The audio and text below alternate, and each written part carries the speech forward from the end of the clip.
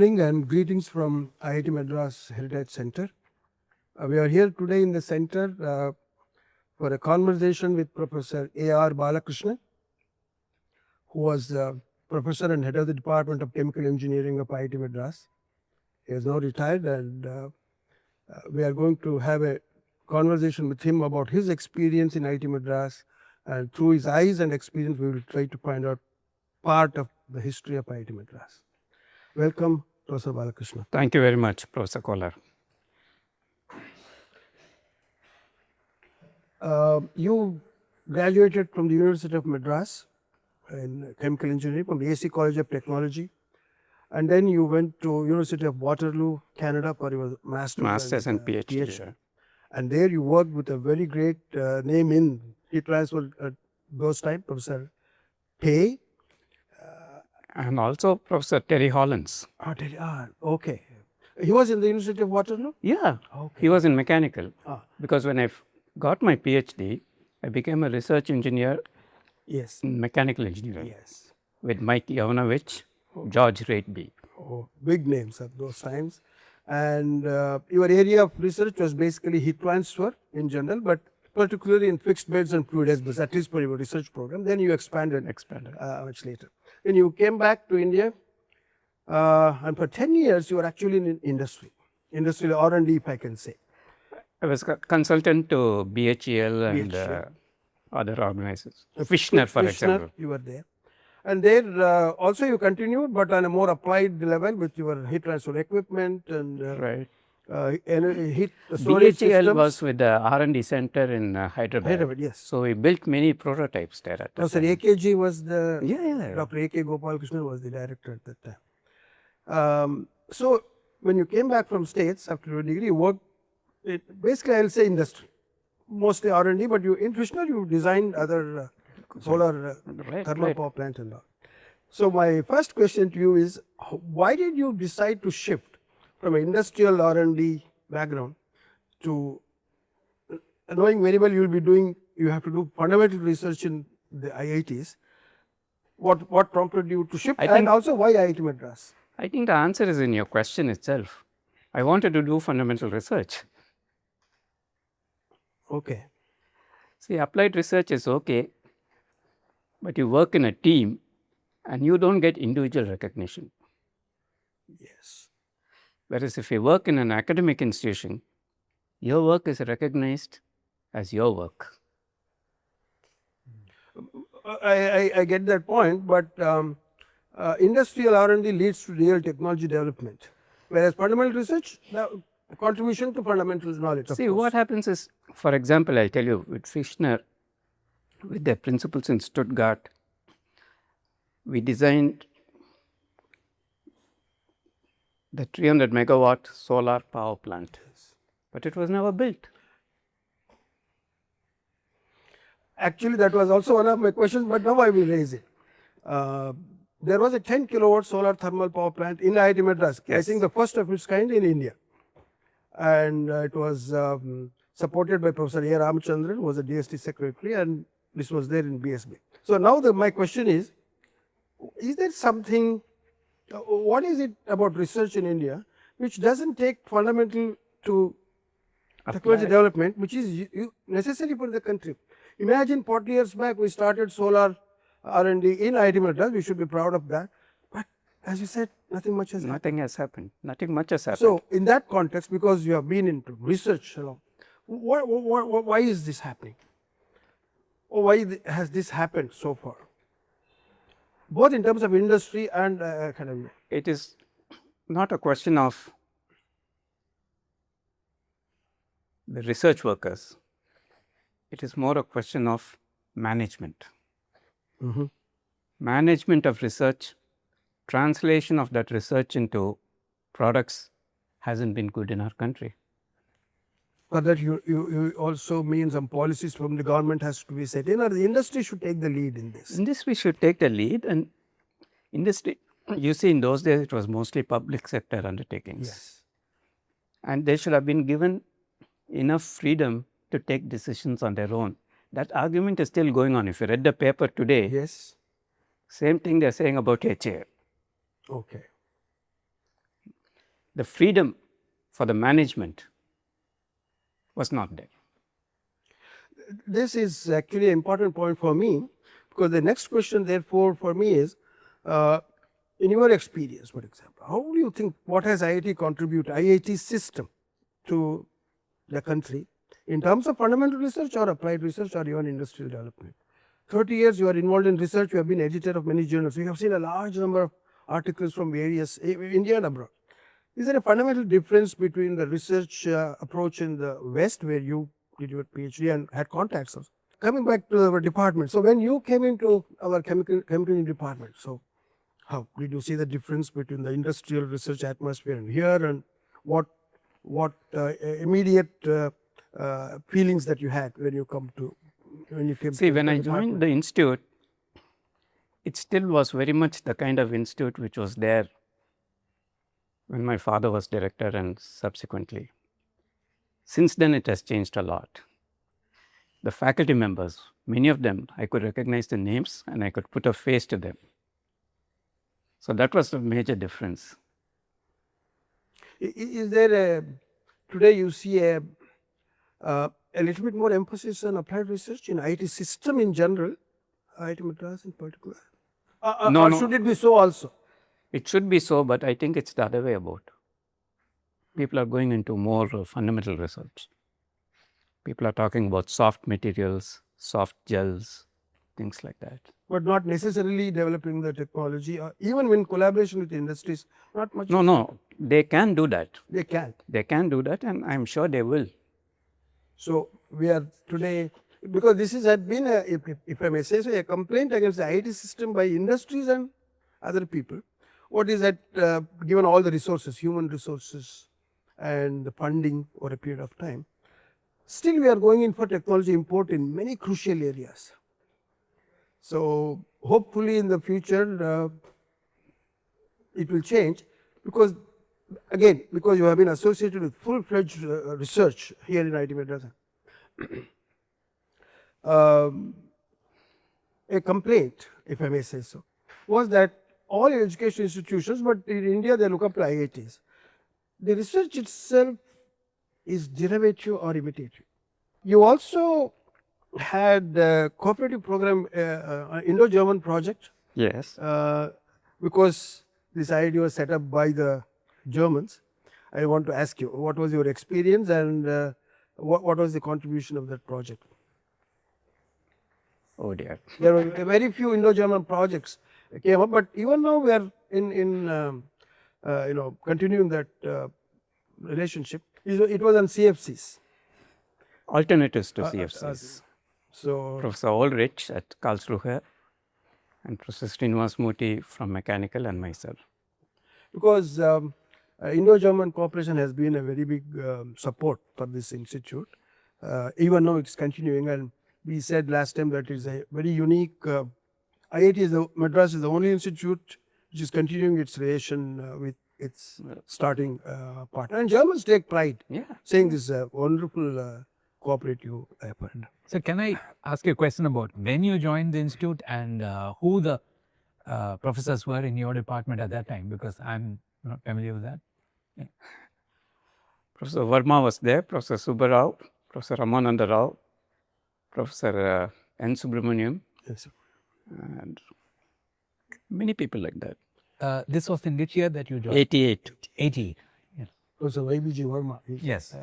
Very solid research worker. Very tough person. Very tough. Professor Durga Prasad Rao. Durga Prasad Rao, All yes. the seniors. So we'll now come to the other point which I mentioned. It is in your initials A and R. A refers to Arcot, of course. R is Ramachandran. So you have a historical connection with IIT Madras. Professor Ramachandran, your father, was the second director of IIT Madras, and it is generally accepted. I think he initiated and encouraged research in a much more expansive way. Professor Sengupta was busy establishing this entire physical infrastructure. And today we are at this level of R&D because of Professor Ramachandran. He did a lot of anything. And your grandfather, Dr. A.L. Mudaliar, was the first chairman, board of governors, IIT Madras. Not only that, he was the chairman of the committee which established IIT Madras. And Arcot family is known for its contributions to education and medicine.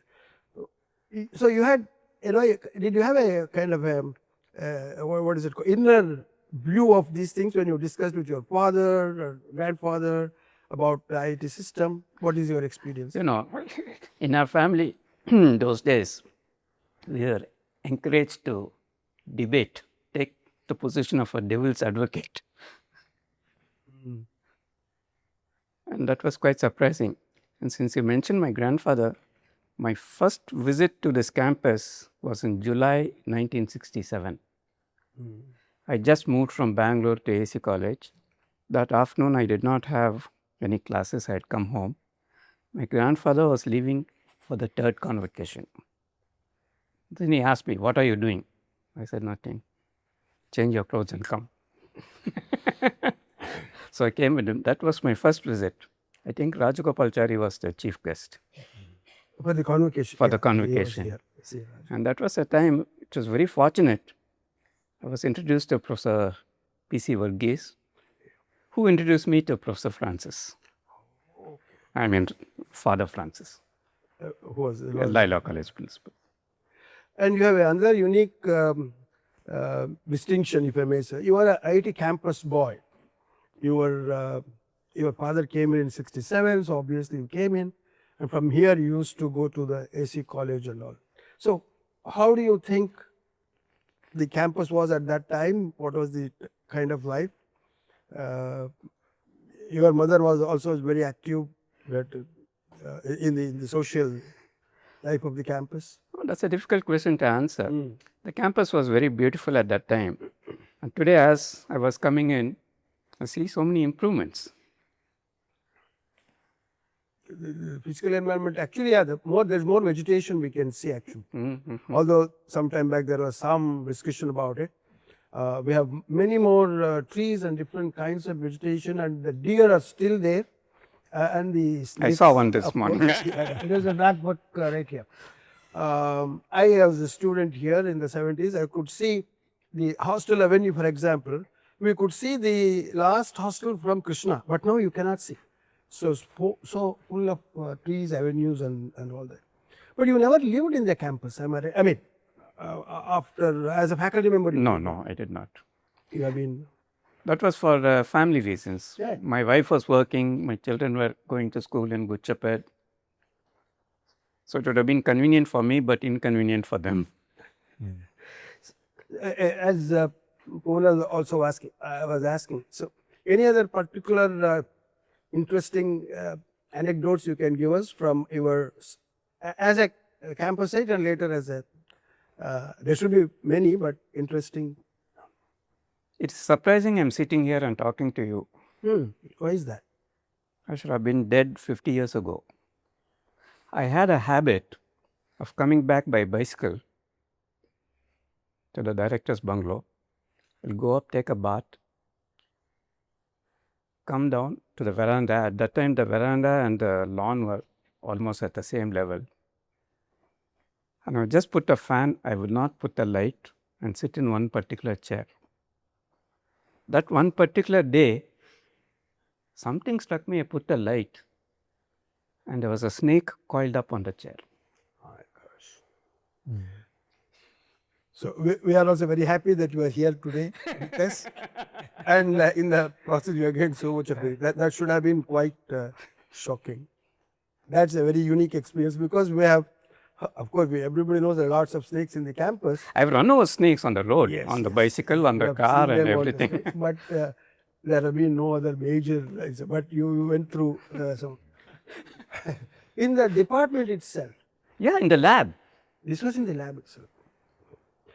I was about to say in the department itself, in terms of research, any new topics have been added in the last 30 years compared to what were there in the when you joined, in terms of the new topics coming Absolutely. In the department itself? Absolutely.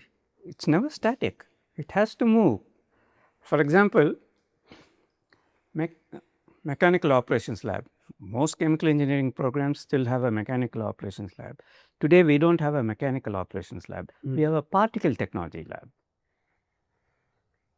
So when I was head of the department, Professor Nagarajan joined us at that time. He wanted a class 100 clean room and a class 10,000 clean room. Because the application was on computers, these disks. They go around very fast. And if there's a small speck of dust there, it crashes. Yep. So that is required for the research part. Research part of research absolutely. equipment. And incidentally, class 100 is a cleaner room than class 10,000. We still have that. No, we have it. At a huge cost, it was built there. The size refers to the particle of the dust particle size. I understand. No, how clean it is.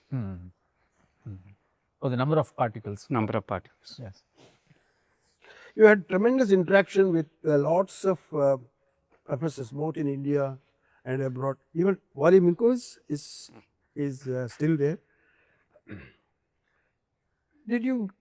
What kind of a difference you found, you find even now, in the mindset, the way they approach research in some of the Western countries?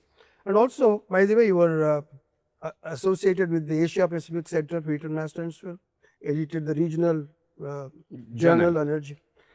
So you had contact with the Southeast Asian, Asia Pacific region. No, it's no longer called a regional journal. It's called the Journal of Energy, Heat and Mass Transfer. I have an editor from Texas A&M University. I see. So, mindset of research people in the West, India, and In general, what is happening is, and this I think is unfortunate, people prefer to do numerical or theoretical work and not so much of experimental work. I agree with you. Even today it's happening? It's happening. It's happening in the West also. This actually brings me back to And the then point. you asked me about being editor of these journals. We have a very large number of private engineering colleges. And unfortunately, they give cash rewards for papers being published. So when a paper comes to us to find if it is plagiarized or if it has been submitted to several journals, has become a big problem now, which was not there when I first became an associate editor. Yeah, you were editor of International Journal of Heat and Mass Transfer, International Communications, two major publications in heat transfer. You are also editor of the Journal of the Institution of Engineers. You are an elected fellow of the Indian National Academy of Engineering. So we have FIE also, fellow of the institution. fellow of the. Do they help, Professor Balakrishnan, these memberships, awards? In what way do they help a researcher? Let's take the Indian National Academy of Engineering. They have a lot of publications that gives you a lot of information.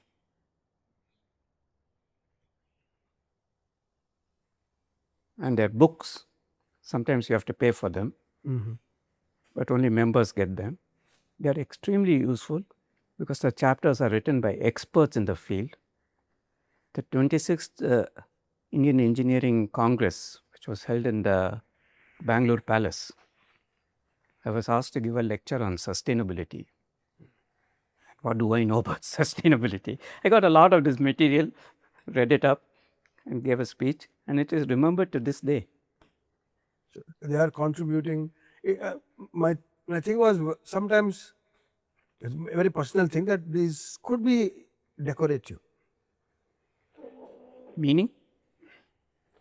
For the associations which give these awards for the people who take the awards. No. The Indian National Academy of Engineering by law can have only 800 fellows at a given time. Well, you call the fellows of INA, yeah, not members. That's very important. Yeah, absolutely. And in that sustainability conference, I didn't take all the material from these books. Chemical engineers traditionally made a mess, and then somebody else had to come and clean it up. The new concept is the cleanup should be in the design itself. Okay. That's an important change. Change that the has come concept up. and the mindset. I was a consultant to Sri Cements in Alwar in Rajasthan. You know, the cement kiln, the temperature is 900 C. It goes round. You get air from one side, you get coal and clinker and other things from the other side. And they had rose beds under the... I see. That's very interesting. I should focus a little bit. IITs was started basically for what we call as human resource development. At that time, it was the DEED. There were first 5 original IITs we always refer to. Today, there are 22 plus IITs. There was a proposal quite some time back that these original 5 IITs must be converted into pure institutes of pure research, and the regional engineering colleges could be either brought up to the level of IITs or even called IITs. This is a very serious proposal about 8 or 10 years back. So I just wanted to ask you, is that a good idea, or should they have both? Professor Kolar, I have a take on this.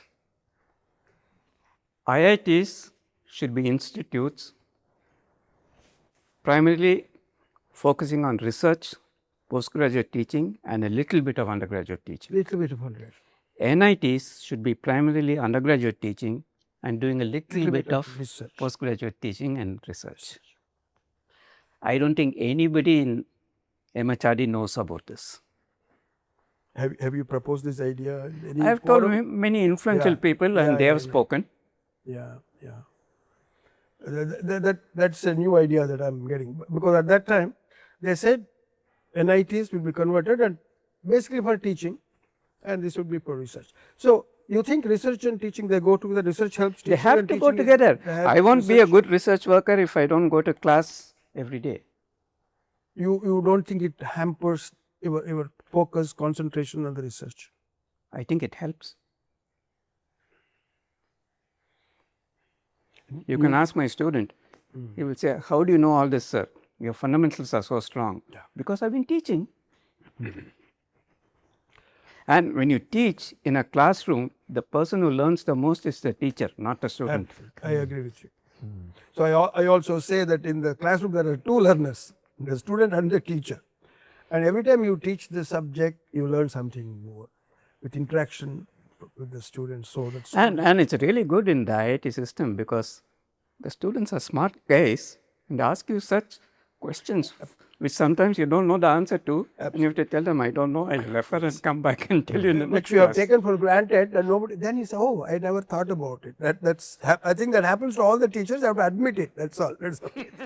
And then you come back, I don't know, let me come back, and that's a very important quality of a really good and sincere and honest teacher.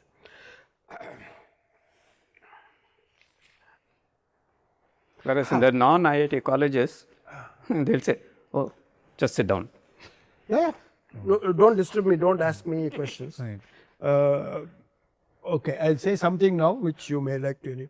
I know of one college, private college, which is very well known, which started its own journal because its faculty who are forced to do PhD couldn't publish it in the international journals.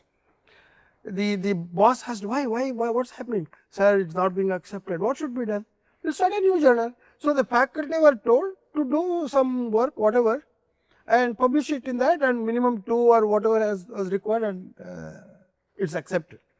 We know of one particular institution, but that is... No, I'll tell you something in that connection. When my father was director, he said, when you send a journal for publication, the postage will be borne by the institute. Before that, it was not. I see. Then somebody in the administration came and said, sir, why send it abroad? We can print it here itself. So does the Indian Institute of Science represent your idea of different kinds of institutions, in the sense that it is focusing on postgraduate and research in science other than technology? But were you thinking of a model like that? See, now they are thinking of having an undergraduate program. Because an undergraduate program absolutely helps research. And as you said, research and teaching. It's like a horse and carriage. You can't have one without the other. And when you are teaching, especially to the bright students, you get ideas from them for further research. They can contribute and they can continue research with the faculty. So you wanted to ask? No, in fact, ISC was the one who started a dual degree. We started with take the students, have a general course, then they will get divided to various things. But in IIC, there's a I have a divide between the science faculty and the engineering faculty. First of all, my introduction to you was in a meeting that Professor Verma called to discuss about Catalysts. that pressure swing absorption reactor. Can you say something about it? Sorry, I have forgotten about that. No, it was about, the reason I'm telling you, Professor Verma told us nice story about the whole thing. It was a pressure swing absorption reactor filled with some coal, and then it had sailed. And it was from chemical industry. Then I asked them, after having done some investigation with that, I said, where was this coal obtained? And then he gave a very interesting story that somewhere in Germany, No, I remember that. It was tube products, yeah, and for their annealing process, Yeah. they have to have nitrogen. Otherwise, it will oxidize. So they used this material to absorb the oxygen, and only the nitrogen goes in. nitrogen, Then it has to be regenerated. yeah. The problem they faced was that it was getting exhausted within 2-3 months, and they had to import a new lot. So that is the work that I think he referred to. What I'm telling you is that when the way the coal was discovered, it looks like on some hilly area, the goats used to go for grazing and they used to go on for dead.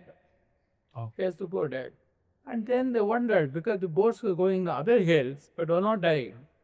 So somebody thought there was something wrong with the atmosphere. When they analyzed it, they found the oxygen there Was much less. little. So it means that this dug up, they found a type of hole which was selectively taking up oxygen and releasing only nitrogen. And so that was what was the one with the first use for building the pressure spring absorption reactor. So it was a nice story that Professor Verma told. That's why I'm telling. Professor Balakrishnan, you have edited this Asia Pacific Journal. Mhm. It's not Asia Pacific. I'm sorry, it's a regional journal. Journal of Energy, Heat Mass and Mass Transfer Transfer. under the Asia Pacific Center. Am I right? You think because it's No, let me Yeah. come back to that. yeah. Why it's called Asia Pacific Center. In the old Cold War days, US scientists and Russian scientists couldn't meet. So they set up the International Center for Heat and Mass Transfer in Dubrovnik in Yugoslavia. ICHMT, Dubrovnik. And in that, the then director of IIT Madras, my father, was a governing council member. There it was decided that there must be 4 regional centers. And he made sure that one center was set up in IIT Madras. Okay. This was mid to late 70s. In the 70s, during his directorship. It was set up under the Societies Act. And then, we are all academics, we don't look at the legal aspects. It was not renewed every year. I see. So at that time, Professor Shastri and myself, we created a trust I see. called the Asia Pacific Center for Energy and Environment. Oh. That's how it came about. And then, the question I was going to ask was, has it helped this Asia Pacific region, this region in advancing their heat transfer research, basically heat and mass transfer energy? Mostly what Could you what we did was, I don't know, we are not able to do it now. we used to be able to facilitate meetings, both within the country and outside.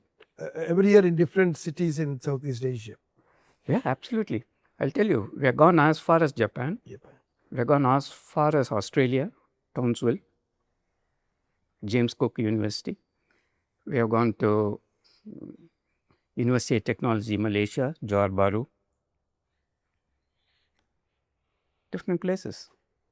So we take it for granted that in some way it has helped the researchers in this area, and you get to meet all these different people. Absolutely. It's an exchange of ideas. Yeah, absolutely. And also, we were able to arrange for I wouldn't say conferences, one-day events. I have organized 2 or 3 in IIT Madras itself. When the National Heat and Mass Transfer Conference was held in Kalpakkam, they wanted to have a one-day program there. I said, I can't organize it there. Once it's over, you come here. One day I'll organize it here. Oh, good. Let's talk about the students. When you came, you were a student, of course, in AC College. You should have then compared students here and there. Then you joined this place. How is the student, if I may say, overall culture, taking everything into consideration, education and from the time you came and now? Both in AC College and in IIT, it was much more cosmopolitan in those days. At that time, it was much more cosmopolitan. AC College, you'll be surprised to know 50% of the students were from outside the state. In fact, I myself came from outside the state. It's almost like the regional engineering college principle, something like that. Yeah. There were 2 seats for Mysore State. I see. And I came under that quota. So we had students from Punjab, we had students from Bombay, we had students from all over the place. And it was so cosmopolitan that even today we have a WhatsApp group with students, past students, they're all grandfathers now, in the US and in India. And we meet once in 2 months or once in 3 months. So it was a matter of policy or just tradition? Was it? Because the central government gave money, they had no choice. But how about now? Now it's now it's part of Anna University. Yeah, I know. I'm looking at that cosmopolitan thing and reserving seats for outside students. I'm not sure. That was AC College. Yeah, when I come to IIT, students used to apply from all over the country. Absolutely. But now it's mostly the southern states. I mean, because of so many IITs. So many IITs. Yeah. In fact, the first non-original 5 was Guwahati, I think. Or Roorkee. Was it Roorkee? Guwahati. Because that was out of a movement there in Assam. It was a Assam Accord. That was a mistake actually. They asked for an ITA, they gave them an IIT. Yeah, that's what we are told. So when the Prime Minister at that time, the Chief Minister said, sir, IIT he said, no, now it's good, you admit only Assam and the student. They said, no sir, this is IIT. No, I asked only for ITI, not IIT. So I don't know what's the truth behind it, but it's a good, but it's developed into a good institution. It's a good institution. And now and then Roorkee was a, anyway, an See, old Roorkee college. has a problem. I've been there on several selection committees, etc. When you convert an existing institution to an IIT, that IIT culture doesn't come. I agree with that out of my personal experience with another institution in Varanasi, for example. Yeah, I've been there too. It's very difficult to change culture. That is even worse because you have a vice chancellor for BHU, you have a director for the IIT on the same campus. Yes, in the same campus. And a humorous incident, I must tell you. I agreed to evaluate a PhD thesis. When the thesis comes, I see it's a biology thesis. All the code numbers are the same except stroke SC. It should have been stroke IIT. I see. My experience with one of these, two of these institutes is similar, but hopefully they will change in the future. Sir, you wanted to ask? During your student days, 67 to 72, you faced the AC technology of technology was attracting more industries of conservation than the IIT. My feeling was so. It was, and the reason was Professor Ladda. Professor Ladda, for example, was consultant to. So many industries. He was on the board of directors of so many companies. In fact, many students would go there in post-graduation then to come here. Maybe that was true for chemical engineering. Chemical engineering. Yeah, absolutely. Only tell you because the kind went for the entire course here, hardly 5 or 6 students joined. Whole of country there. So it was a very surprising thing. So that is why I'm asking. Yeah, that's a very interesting question. My question is about what Professor Ramchandran told you about his IIT days. You must have discussed it subsequently. So, what were his feelings about the directions he gave the institute and his experiences? He used to tell me, "You guys are not doing any work."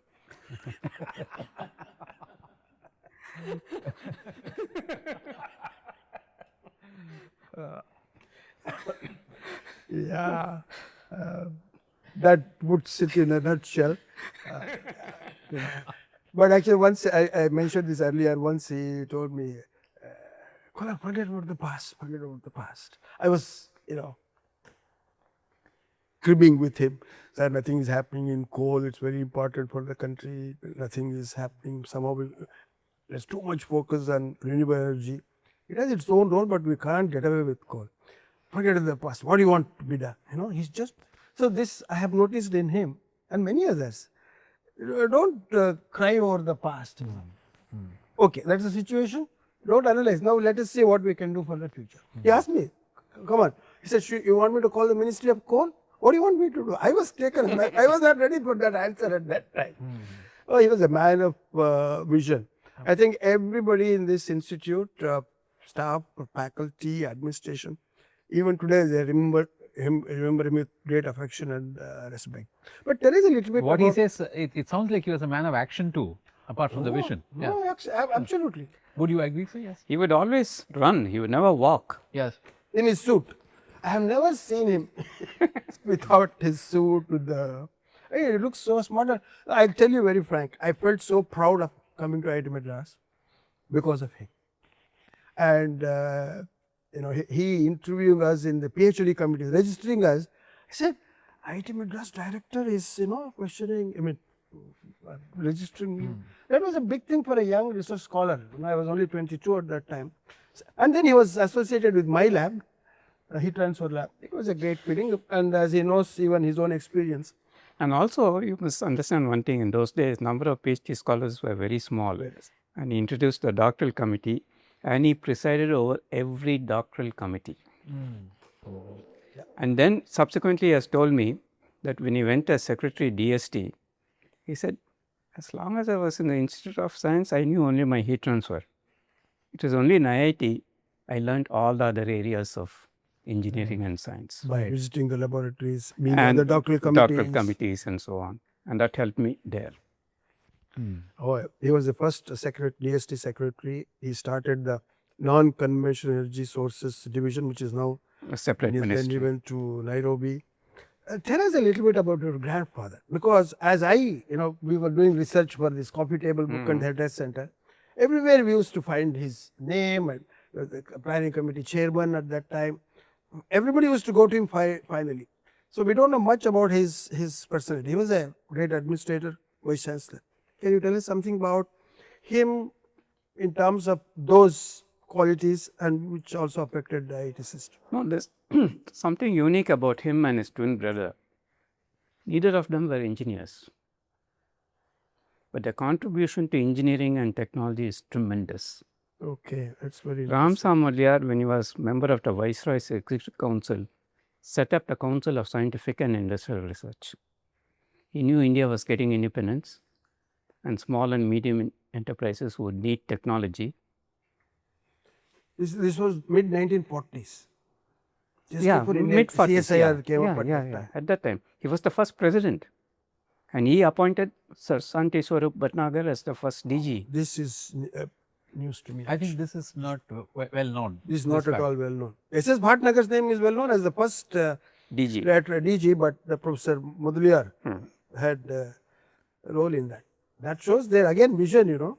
Both your grandfather, granduncle, and of course Professor Ramchandran, basically visionaries. Because one is their contribution here, and as Vice Chancellor of Madras, University of Madras, he contributed a lot. And I have heard during my research and getting information that how encouraging he was, and a role that he took in. By the way, there is a question where to have this IIT in the south. So there were several applicants to this. There's a story about that. Yeah. This I got at a farewell function when he laid down office as chairman. 1969. Yeah. 69. Correct. 69. It was held in the newly built Aero Department building.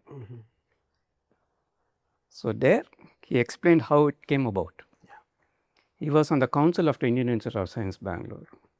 When Pandit Nehru visited West Germany and the offer of technical assistance for education was given, they wanted to give it to the institute. But one condition was that it should be declared an institute of national importance like the IITs.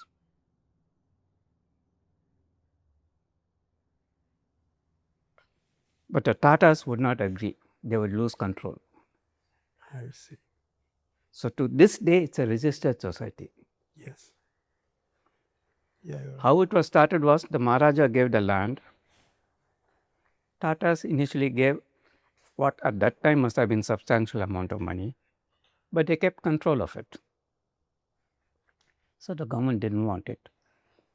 So my grandfather came back, met the then Chief Minister Kamraj, and said, it's a good opportunity. If we give land, we can get it here. Mr. Kamraj jumped at the idea, gave the 630 acres. Absolutely. Then you had to get it started. L.S. Chandrakant was the special officer at that time. He was Deputy Education Advisor at the center. He was sent out as a special officer to start IIT Madras. Madras. There were no facilities. This was all jungle at that time. Absolutely. So what he did was, since he was Vice Chancellor, he made available the facilities in AC College. Yes. He was Chairman, Board of Governors of CLRI. So he made the facilities there available. College of Engineering Guindy was affiliated to the University of Madras, twisted their arm and made them give the facilities. Got a couple of hostels inside Ajit, and that's how it got started. Yes. In fact, I remember the phrase he used, since I had a finger in every pie, I was able to do it. But these things can be done only by real unique personalities. IIT Madras classes started in AC College and Guindy College. Offices were in CLRI. It was all possible because he was the Vice Chancellor and he was related to all these associated. That's right. Were it not for these contacts, then IIT could have shaped up in an entirely different. That's one thing. I was about to. It might have gone to some other city also. Compliment. Even a different city. They thought of ISC Bangalore, as you said, and what I got information was they didn't want another competitor, but they didn't want themselves to transform into. So they didn't want any IIT nearby. They thought of Guindy College itself, whether that can be converted, because the structure was all, basic structure was there. Then I was fascinated to read something from Kuppam was proposed. Usmania University was considered for some time. But finally the AICTE committee under the chairmanship of Professor Mundra, so they decided it will be in IIT Madras. So around that time or either before that or after that, he met Sri Kamraj, and also I understand Subramaniam was a big support. And then Kamraj, usually he used to say Pakalam, but he said no, I am going to give it to you. You had any interaction with C. Subramaniam or through your father or grandfather, Professor Ramchandran? I knew him very well, actually. Okay.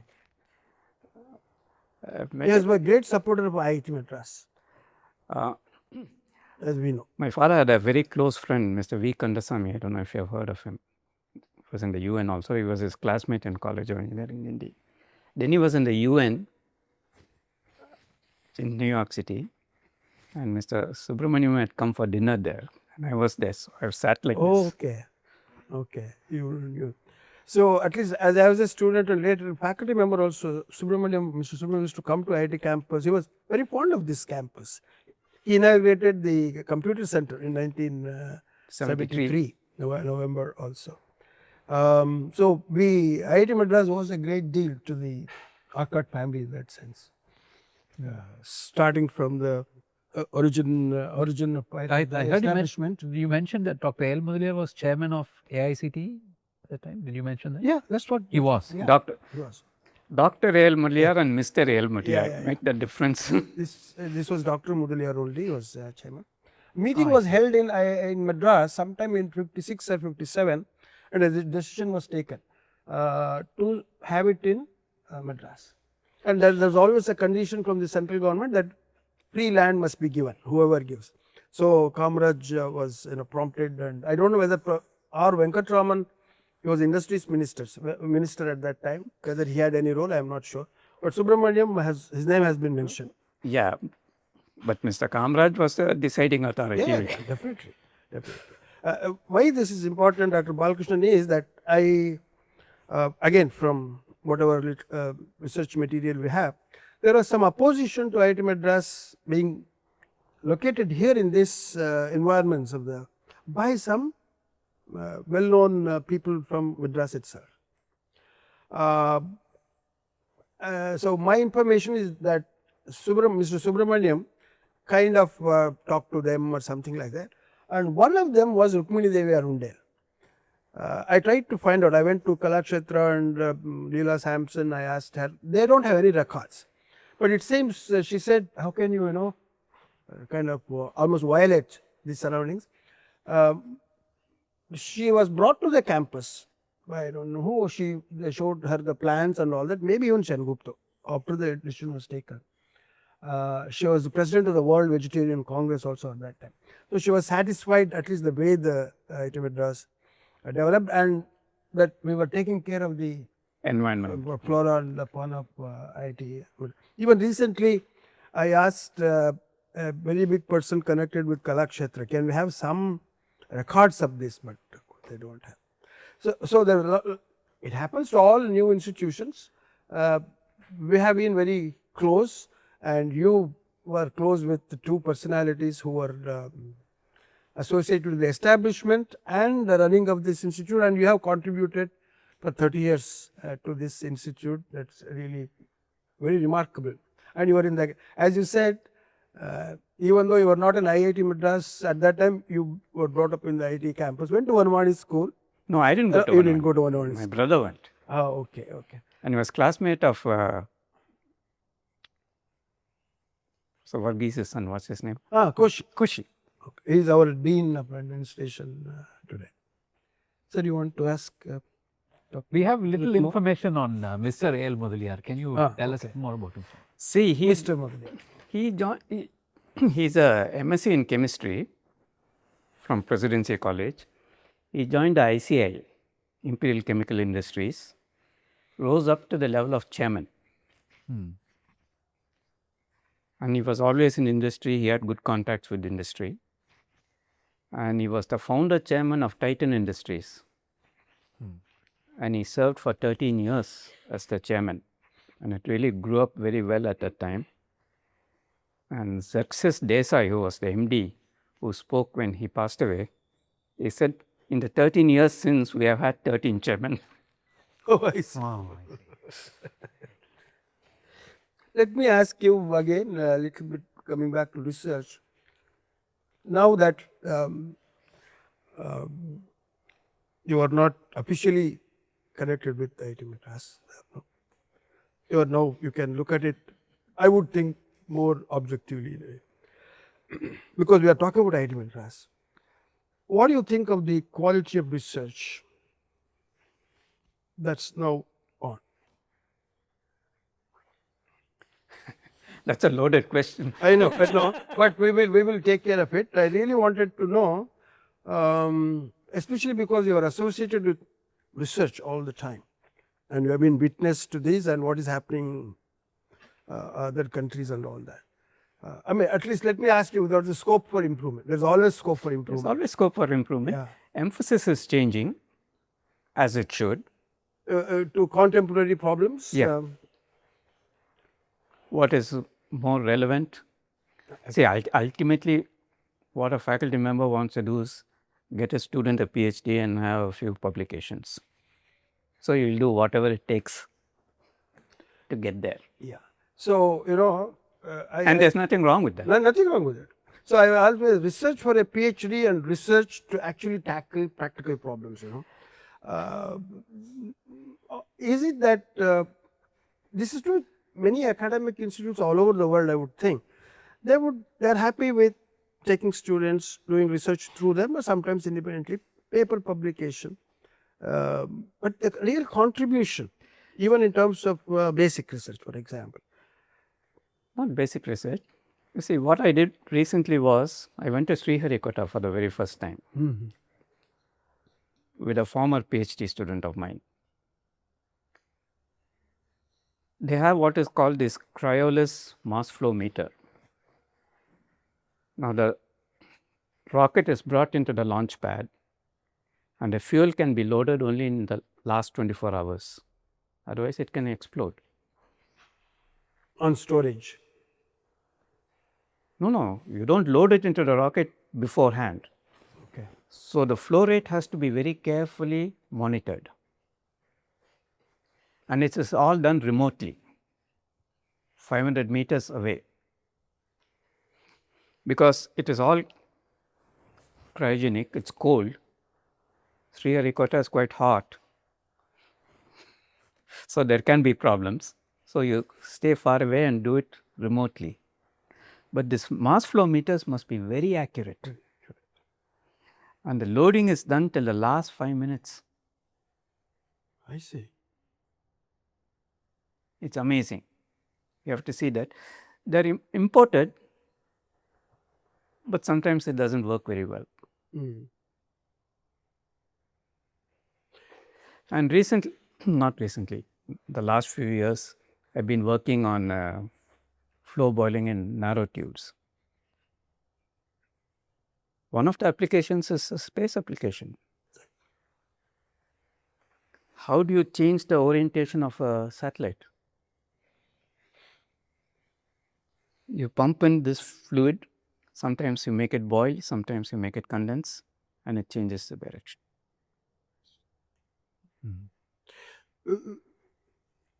We can get a lot of inputs for research problems from the industry. You get a lot of research problems from organizations like BARC, Yes. ISRO. In fact, one of the projects I had, I don't know if it is still there. This is flow boiling in a tube which is subject to oscillations.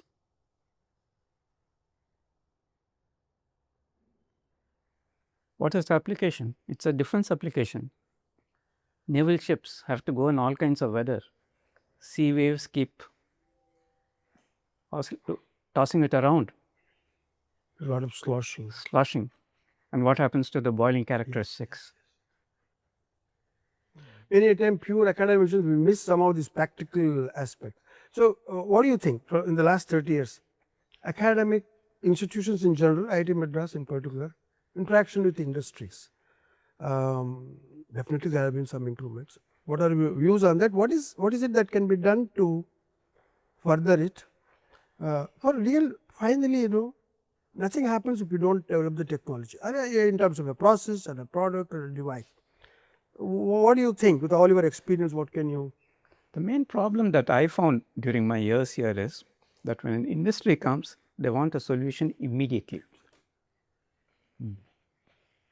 which is something we can't do.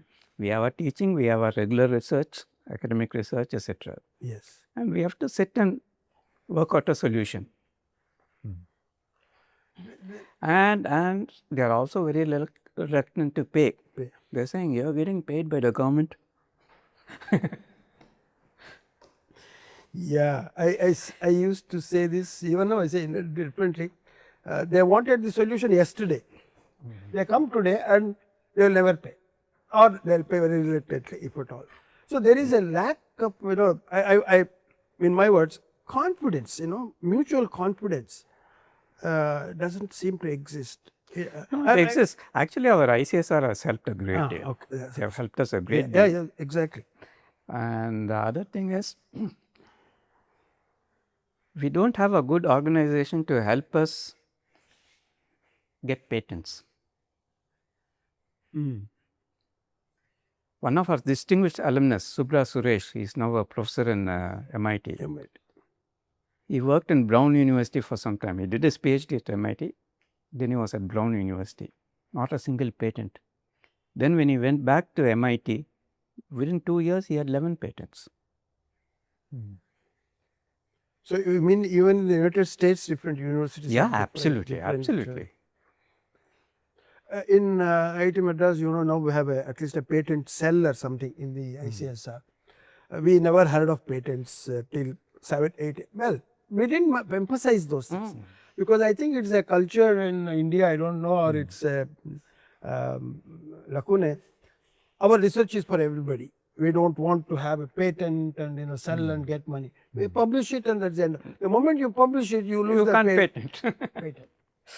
So that has been at least the argument why we are not interested. Maybe it's a legacy from our culture, I don't know. But the contemporary thing is, if you have developed something, you patent it so that you will pay. Absolutely. Actually, Shastra University is much better at it. I see. In Tanjore, they encourage a lot of patents. They help the faculty get the patent. I think here they have started doing. Where is it? And it is tied to the individual recognition that we talked about how you transited from industry to academia. Not only recognition. What the system says, if somebody uses your patent, they have to pay you a royalty. Both the institution where you have worked and the individual gets a certain amount of financial reward. That too. Yes. Yeah. Yes.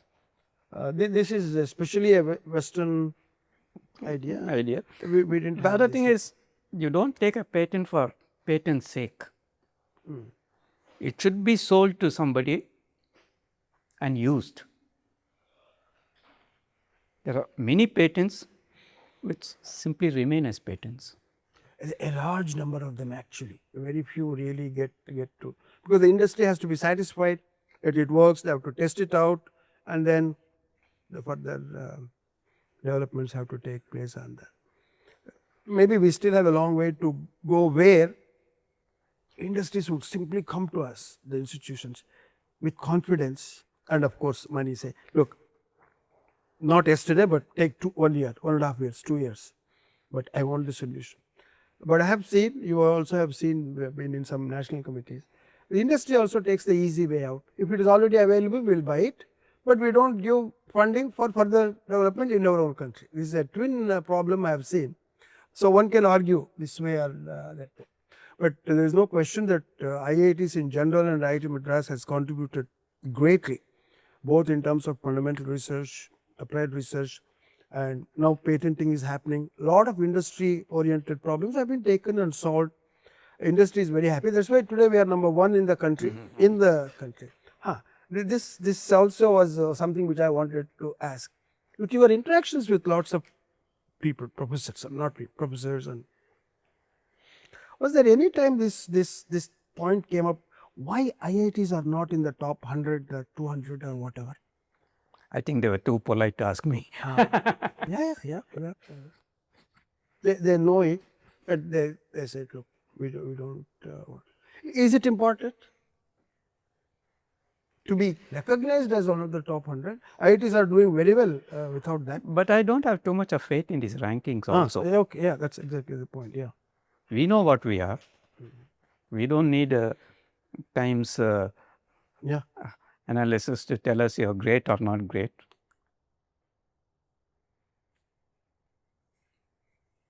I also appreciate that, but somehow a perception is there, or even that has been built up, that students will come if you are in a top ranked university, faculty will come. That is the reason magazines like India Today and Outlook do this. They are paid money to do it so that the private institutions want to show that they are right at the top and they can come. At the international level also these things go on, you know. There's a Chinese, one of those ranking things is very much referred to by in the international circles. I'm not saying it's right, so I wanted to. No, Professor Kolar, one of the things that's happening is I've been associated with the NBA for a long time now. National Board of Accreditation. Yeah. And thanks to Professor Natarajan, we are now part of the Washington Accord. So, if a college or an institution gets the recognition, their graduates are recognized all over the world.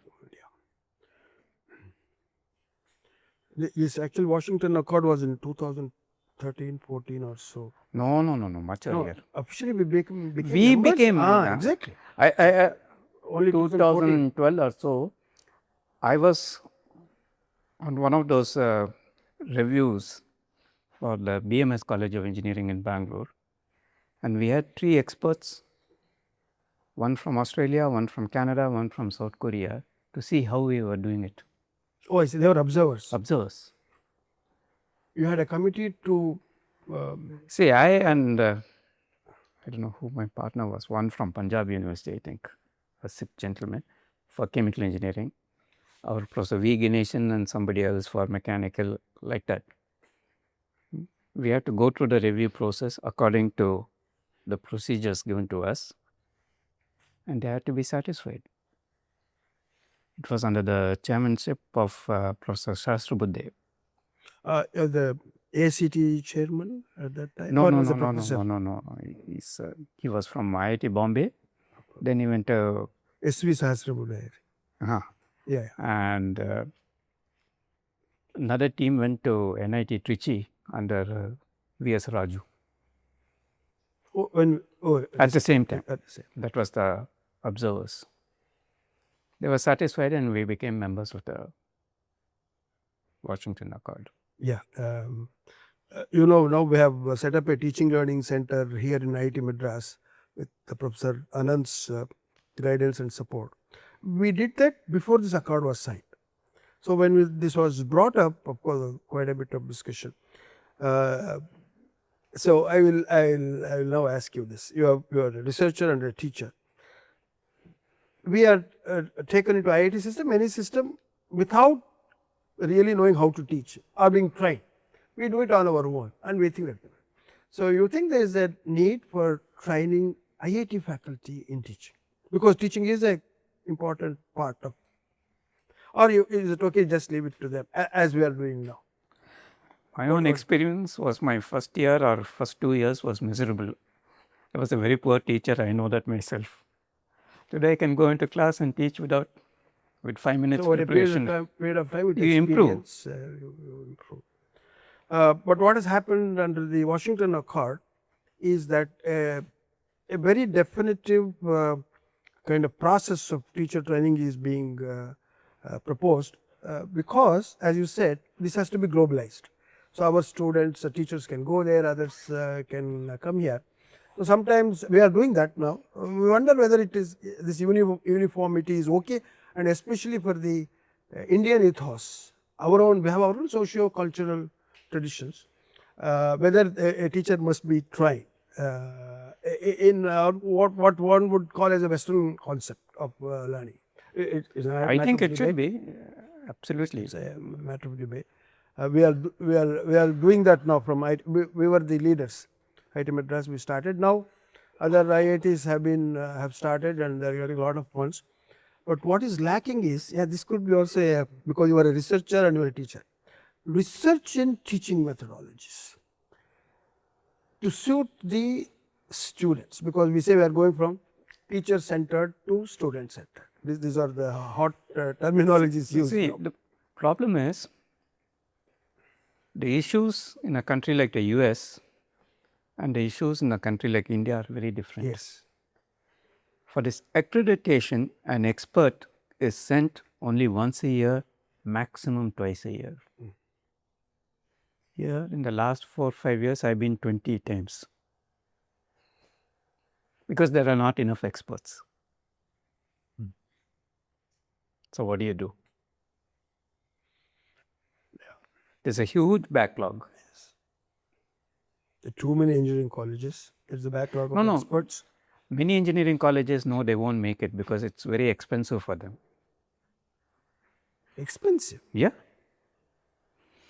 Because the National Board of Accreditation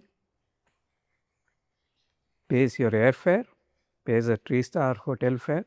You're not supposed to take any hospitality from the Yes. institution you're course. visiting, Yeah. but they pay them. I think it's 5 lakhs per course or something like that. Oh, you have to pay per, per course. That would be a lot of money. Lots of money. And the colleges may even ask the government to pay. Maybe, I don't know. No. They don't apply. So then many colleges won't come in. No, they don't this come. umbrella at all. No. I see. I thought it was compulsory for every college. No, it's not compulsory. So that would go into their kind of publicity saying we are accredited Yeah, institution. yeah. That is the positive. Okay. Again, Like for example, VIT has ABET accreditation yeah, yes. in addition to NBA. This. A related question, because we conduct courses through our teaching learning center to a large number of college teachers. We have done 60, 70 or so, with 30, 40 in each. One of the questions asked, because you are also in the accreditation committee, you were there. Sir, all this is fine, we like this, but we are not allowed to practice this by the management. This is a very standard thing, because they say cover the syllabus. So there is a kind of a mismatch. So we thought, and we are, it's still a thinking process, we should have training programs for this management, that they should also know what is happening in this field and they should encourage their faculty to actually No, not implement. training. I wouldn't call it training programs. One day program. Orientation. Program, just to, and some of the faculty participants have confidentially told us that you should do this. So they will allow us to use it. Otherwise, this whole system, just attending the faculty development training programs or whatever in teaching, will not have much effect if they are not actually implemented. There are a few colleges which are very serious. Very Yeah, serious. I know about it. But especially Tamil Nadu, Karnataka, Andhra, these are full of hundreds of colleges, 400 and all that.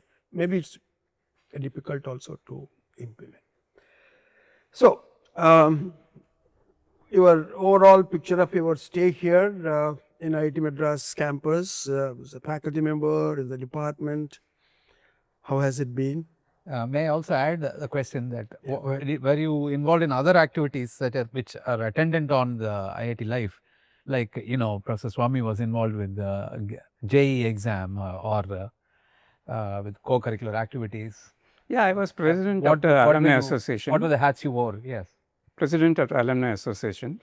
I was advisor training and placement. There are so many things. Now, all that goes into contributing to our IIT Madras. Yeah. Very important what he is asking. In fact, in those days it was nominated by the director, the president of the Alumni Association. Professor Natarajan nominated me. And I had to conduct a AGM. Quorum was 25. There were only 23 people, including Professor Murthy. Oh, okay. So it's adjourned it for 15 minutes. And then reconvene. But by the time Sundaram and our ICSR people, they too walked in. It was 25. Yeah, these are all. But by the time I left, an AGM would be, ICSR large hall, that would be full. More than 250, 300. Yes. No, I think IIT Madras Alumni Association is doing a wonderful job. It was thought up under Natarajan, Professor Natarajan, 96 or so. The Alumni Association was actually No, no. In 64 itself, wasn't it? No, okay, let me put it this way. Maybe he wanted to. Yeah. One of the reasons I know about this because he asked me to set up the Heritage Center. 96, he sent me a letter. He used the word museum. I said, sir, museum is not a good word. We'll make it. I looked into the web and heritage is and that's what he meant actually. I think he said sometime that lack of funding for research. This also maybe you should. How do you think the research funding has improved or otherwise from the time you came and today? Because I was told mid-90s there was a crunch for all IITs, not IIT Madras. So why I came to know was he said, I asked him for money for ZS. Look at this fellow, he's asking for money. Go to the alumni, he said. I said, No, that was his favorite. is it? Okay. Good. I said, I'm not going to But do there's no shortage of money for research in this country today. today. Absolutely not. If somebody says, I don't have money for research, that means he doesn't know how to do research. He is not trying for it or he doesn't want to do research. So that is That's, very clear. I'm very convinced about that. So funding is not a, Funding for non-academic work, I don't know. So what do you mean by non-academic work? Like if you want to set up this Oh, heritage okay, center, okay. Yeah. This doesn't count. We are talking about research funding, basically. So that's not an obstacle. Today. That's not an It's all obstacle. up to the individuals and the institutions. and I've been to so many institutions, non-IIT institutions. The facilities they have are fantastic. Institute of Chemical Technology, former UDCT, Well, Bombay. Bombay. Bombay has been one of the leading research No, institutes there's for a long problem. There's a problem there because it comes under the state government. They have problems with money time. I see. and they have all this roster system and all those things. But why they are able to do well is Ambani gives them the money. He's an alumnus. Okay, I see. It's running on a private individual person's funding. Magnanimity. Magnanimity, you can say. I see. He was an alumnus of. And Anil was IIT Bombay. Both are chemical engineers. I see. This chemical engineering department was headed by Professor M.M. Sharma, I think, for a long time, Long ago. who became our chairman. Board of Governors. Fantastic person. Very highly reputed chemical engineer and researcher and builder of institutions and research itself in Bombay. He is a very leading person. So this IIT Madras has been fortunate in having also good chairman. A.L. Mudaliar himself was one. I was here at that time. But many scientists, leading U.R. Rao and of course Professor M.S. Swaminathan, we were fortunate. How important is the role of the governing board and the chairman, governors in No, chairman is very development of important. an Chairman is institution. very important. And most important is the chairman and the director should have a good vibe. Yeah, in that sense, I have always thought about there were 2 years from 67 to 69. It's a very unique thing. IIT Madras, Dr. A.L. Mudaliar was the chairman and his son Dr. A. Ramchandran was the director. So I have thought, how I try to imagine how the discussion would I be don't between think it was 2 years. It was only 1 year. 67 to 60, maybe 1.5 years or so. Because only in one convocation, both their signatures are in the. That was 68. 69, by that time he had left. So, around 1.5 years probably. So, actually, I should have asked Professor Ramchandran what was his experience and how he would put up the issue. No, I'll tell you what. You have, he will. My father will ask him, this is a problem, how to do it. No, in the university we do this. Why don't you ask them and copy it? He said, no, I don't want to do it. As long as you're there, it's okay. Okay. Once you give up the vice chancellorship, I don't want to go there. We'll form our own. Dr. Ramchandran was a very unique personality. So, sir, any other thing you want to know? Been talking general terms. I want to know, especially whether you had any interaction with the space agency, ISRO, Yeah. in which That's right. This flow boiling in narrow tubes, I see.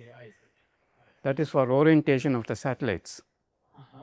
We have done a lot, we've published a lot of work. It has been commissioned, put into use.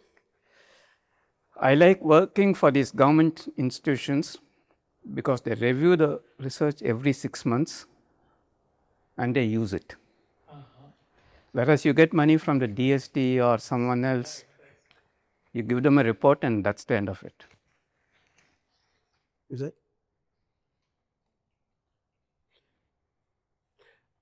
Our project director in United States, where they're working Department of Energy on fluid combustion, the monitoring person, Xian Shen, he was from Egypt. He used to tell me, a little bit humorously, but some truth. Dr. Kolar, the bigger your report, the larger will be your funding for the next year. So we look at this, oh, this is Kolar's report, this is, oh, no, we'll give money. To an extent, these are all some element of truth in that. Unless they go through that, how can they give it? How do you think the funding is money part of it? The whole procedure of getting a project in for IIT Madras from especially government organizations like DST, MHRD. DST and MHRD, I wasn't really interested at all. I used to get projects from atomic energy, Kalpakam people. They used to come to me. So very focused people. They'll come with 3 problems. 2 of them I'll solve over the table. I said, you don't have to give me a project on that. Okay. The other one, I'll take it up and do it. And that's how I got interested in breaking of azeotropes. You know what azeotropes are? Kalpakam people, Anand Babu, who did his PhD with Anand, he came to me and said, we want to concentrate nitric acid. I was taken aback. What's wrong? Even in high school, we used fuming nitric acid. What is so special about it? Apparently, it forms an azeotrope at 60%. And there are ways to, you put a nitrates or something like that, magnesium nitrate, which shift the equilibrium and you can distill it. Now, what's the problem? This is radioactive. I see. So, you had to find ways of reducing the amount of entrainer that you use. When you solve one research problem, another problem crops up. But I was very happy. I got 2 PhDs out of it. Yeah, that's a good thing you said. We like all the research we have done. We like what our PhDs have done. But is there any special attachment as per you are concerned, any particular topic or a problem or a project you felt very nice? So much you have done, so much research work as I see from you. Yeah. Areas. See, my basic interest has been in the areas of energy and environment. Yes. I think the write-up I sent you also says that. I appreciate that because I am also interested and because there are major energy problems facing this country. Major. And now associated with the environment. This should be a very big area for research development. And actually, I always say technology development for us to incorporate. This morning, you see newspaper, solar, they said the photovoltaic, 3 rupees per unit. So it's competitive or not. But these are all based mostly on imported panels from China. So unless we just as I was leaving, there's energy security problem associated with and the cost. Just as I was retiring from IIT Madras, there was a proposal from Switzerland. They wanted to work with me on photovoltaics. Now, the energy up to 16% is normal. But in a tropical country, the panels get heated. Yes. And it drops. So, if you find a way of cooling it, you can raise it again to 19, 20, 21%. Yes. But it came too late for me. Yeah, this is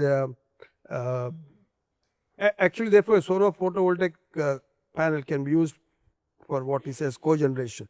You can cool the panels and use that heat if possible in some productive way, and of course generate electricity. These are extremely important things. We need committed and passionate researchers to develop these. First, ideas at least have to come from universities mostly. Yeah. And institutions like the ideas. Then we can ask the industry to develop. I hope this will happen. So, Professor Balakrishnan, it has been a pleasure talking to you. But before that, I would say anything else you would like to, anything maybe which you have missed out, which you wanted to give us information. Of course, later also you can do, but Yeah, I don't think so.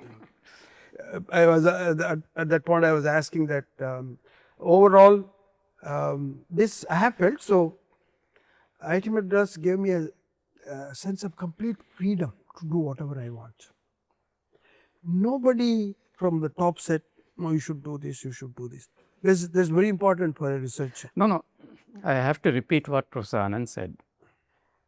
If you're a faculty member at IIT Madras, you should have a feeling of ownership that you own the institute. Fantastic.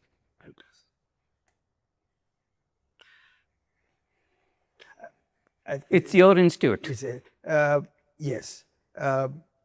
So actually, I used to say but a sense of belonging. This is my institute, and it's home for me in terms of my whole 30-40 years of it's true with all institutions. Yeah. But somehow I thought IIT Madras, the physical campus, the research environment, the people with whom we were associated, some of our directors were real, supported research and visionaries. It's been a wonderful experience for most of us, having been associated. Yeah, absolutely. And you also had another, as we said, inside view of all these developments right from your boyhood days. Thank you very much for coming to Heritage Center and sharing your experience with us. We cherish this meeting. Thank you very much, Professor Kolar. It's my pleasure. Thank you.